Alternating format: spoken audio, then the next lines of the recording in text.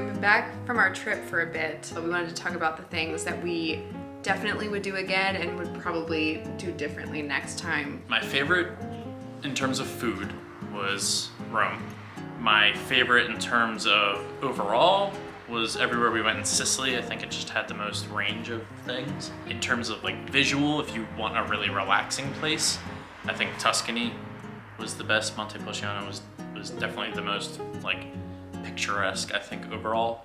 And then Naples was if you're looking to have like a fun time. In Rome specifically, the carbonara is a must.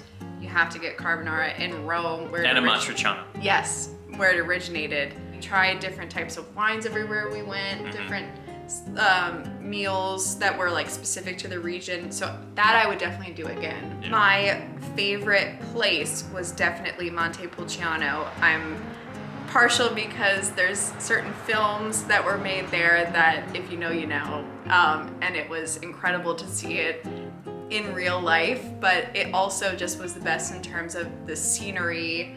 I feel like the serenity and the convenience of how close everything was in walking distance, especially from our Airbnb, that was the best. If you're able to book an Airbnb in the middle, like towards the plaza, that's the best place to be. The tour we did in Sicily, I felt like gave us the best in terms of the views and being able to try a lot of different things. Yeah, it's cheesy because we ended up taking a Godfather movie tour. Yeah. But honestly, like, it's one of the best ways to see the most like beautiful parts of that area of Sicily. We definitely recommend the Lemon Tour Catania if you're doing the Godfather tour in Sicily.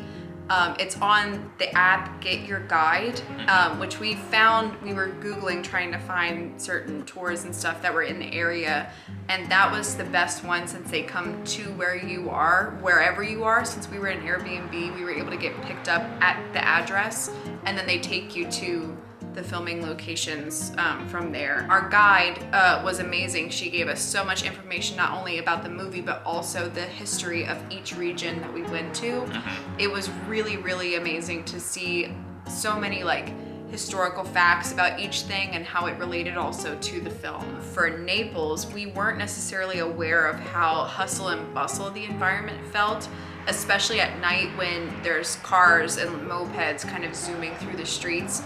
It got to be a little bit overwhelming and like a tiny bit scary to try to navigate the streets when you can't really see too well, since there's obviously not street lights. It's just alleyways and there's these cars like zooming by. They're going very fast. So I think that's the one thing to kind of brace yourself and prepare for if you're going to Naples, because it is a very different environment from anywhere else we went. Where everywhere else there were like clear sidewalks, or in Montepulciano where there weren't clear sidewalks, they navigated very slowly. Yeah. So that was going from Montepulciano to Naples was a totally different environment in that way. Completely. Yeah.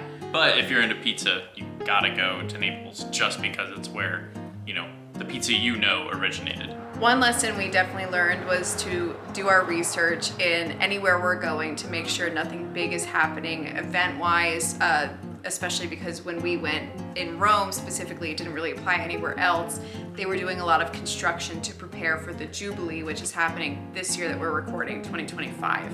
So a lot of the big things like the Trevi Fountain and things like that were under construction. There wasn't water in there. So I think if you're really gunning to see those things, make sure that you are able to. We didn't think about that at all, or were aware that that was even happening.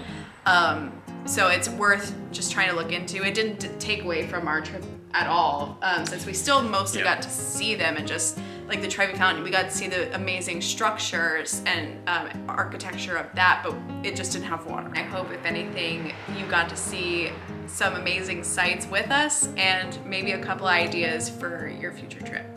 So with that,